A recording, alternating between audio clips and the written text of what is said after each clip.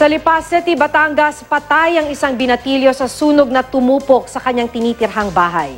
Yan at iba pang balita sa Luzon, hatid ni Morinda Lope Galapon.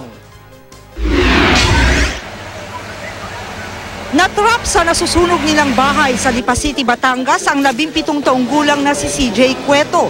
Natutulog daw ang biktima nang mangyari ang sunog at hindi na nakalabas. Nagtamo naman ng paso sa braso ang kanyang ina. Base sa investigasyon, nagsimula ang apoy sa isang kwarto sa ikalawang palapag ng bahay.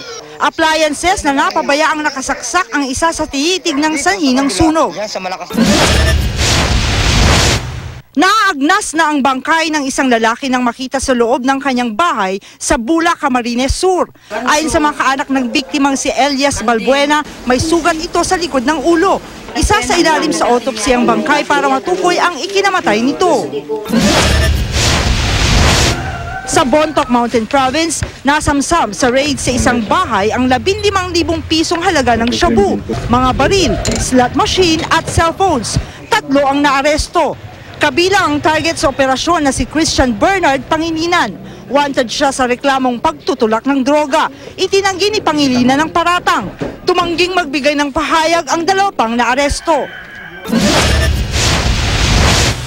Sa kulungan ng bagsak ni Marcon Zapata at Jimmy Pizarro na naaresto sa bypass operation sa Lawag City, Ilocos Norte. Nakuha sa 2 ang 3 pakete ng hinihinalang shabu.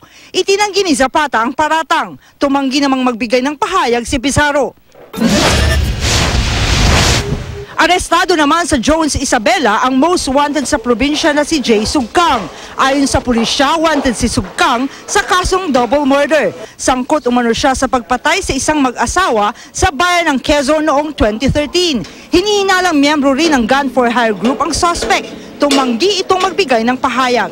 Yan ang mga balita sa Luzon. Morinda Lope Galapon reporting.